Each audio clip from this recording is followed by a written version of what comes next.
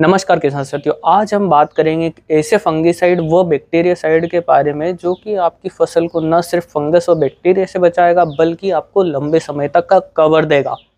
तो किसान साथियों, स्वागत है आपका हैशटैग टेक्निकल पड़ेगा भारत की एक और अगले वीडियो में, जिससे आज हम जानेंगे टेक्निकल है कॉपर ऑक्सीक्लोराइड 50% WP के बारे में। किसान साथियों, यह टेक्निकल बहुत महंगा नहीं आता, काफ़ी सस्ते दाम में और लंबे समय तक रिजल्ट देने वाला टेक्निकल है।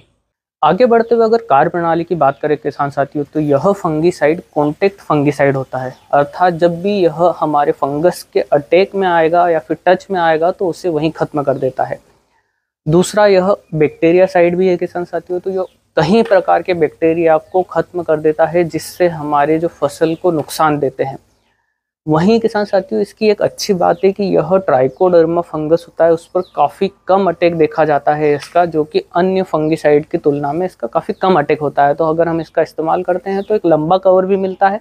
वहीं किसान साथियों, इसके एक और कार्य की बात करें तो यह पत्तियों के ऊपर एक अच्छे से कवर बना लेता है, जिसके कारण इसका प्रभाव लंबे समय तक देखा जाता है। कम से कम 20 से 22 दिनों तक इसका कवर देखा जाता है, जो कि बारिश के कारण भी धुलता नहीं है। इसीलिए यह बारिश में इस फंगिसाइड का अगर इस्तेमाल करते हैं तो काफ़ी अच्छा रिजल्ट देखा जाता है। वहीं किसान साथियों, अगर फसलों की बात करूं तो आप इसे लगभग हर फसल में इस्तेमाल कर सकते हैं। वहीं अगर मैं फंगस की बात करूं तो किन किन प्रकार की फंगस पर कार्य करता है, तो अगर एक नॉर्मल भाषा में बात करें तो लगभग हर प्रकार की फंगस पर कार्य कर जाता है किसान साथियों। उसके बाद भी अगर मैं आपको कुछ नाम बताना चाहूँ तो आप ब्लाइट हो गया, या फिर जो फल धब्बा है, फूल फ्रूट स्पॉट होता है, उस पर काफ़ी अच्छा काम करता है। उसके बाद जो एंथ्राकनोज रोग होता है, या फिर जो डाउनी मिल्डी है, या फिर जो झाई रोग आ जाता है, आपके फल में खट्टापन आ जाता है, उस पर भी काफ़ी अच्छा असर देखा गया है किसान साथियों। इसी के साथ जो लीफ कल की समस्या आती है हमारी मिर्च या फिर अन्य फसलों में, तो वहाँ पर भी पत्तों को खोलने का एक अच्छा कार्य करता है किसान साथियों यह फंगिसाइड। किसान साथियों, इसके वर्षा प्रभाव या रेन फास्टनेस की बात करें तो इसकी रेन फास्टनेस जो है 2 से 4 घंटे होती है, या फिर आप समझ लीजिए कि 3 से 3.5 घंटे के आसपास अगर इसके पश्चात बारिश होती है तो इसका रिजल्ट आपको लंबे समय तक देखने को मिलेगा। अगर बारिश जल्दी होती है तो इसका रिजल्ट कम देखने को मिलेगा किसान साथियों।